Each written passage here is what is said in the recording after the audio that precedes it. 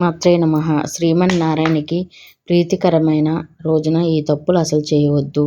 హిందూ ధర్మంలో ఏకాదశి తిథికి ప్రత్యేకమైన ప్రాముఖ్యత ఉంది.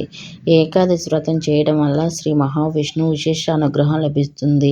జీవితంలోని కష్టాలు తొలగుతాయని నమ్ముతారు. ప్రతి నెలలో 2 ఏకాదశులు వస్తాయి. ఒకటి శుక్లపక్షంలో ఏకాదశి, మరో కృష్ణపక్షంలో ఏకాదశి. ఆషాఢ మాసంలోని శుక్లపక్షంలో ఏకాదశిని యోగిని ఏకాదశి అంటారు.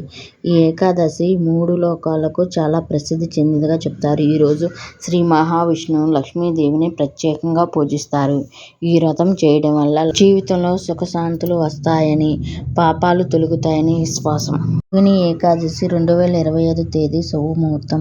పంచాంగం ప్రకారం ఆషాఢ మాసంలో శుక్లపక్షంలో ఏకాదశిని తిథి 2025 జూన్ 21వ తేదీన వచ్చింది. వైదిక పంచాంగం ప్రకారం ఈ ఏకాదశి తిథి 2025 జూన్ 21 ఉదయం 7:18 ప్రారంభమవుతుంది. జూన్ 22 ఉదయం 4:27 ముగుస్తుంది. ఉదయ తిథి ప్రకారం ఈ వ్రతం 2025 జూన్ 21 శనివారం నాడు జరుపుకోవాలి. ఈరోజు శ్రీ మహావిష్ణువుని, లక్ష్మీదేవిని ఆరాధించాలి.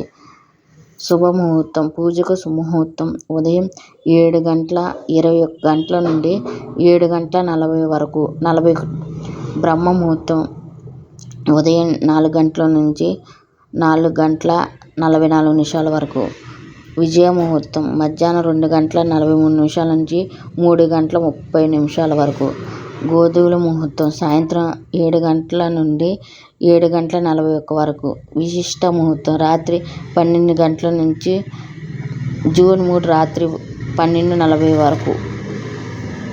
యోగిని ఏకాదశి వ్రత పారాయణం. యోగిని ఏకాదశి వ్రత పారాయణకు మరునాటి రోజు అంటే 2025 జూన్ 22 చేస్తారు. ఈ రోజు పారాయణ చేసేందుకు శుభముహూర్తం మధ్యాహ్నం 1:47 నుంచి 4:35 వరకు ఉంటుంది. పారాయణం చేసే సమయంలో సాత్విక భోజనం చేయాలి.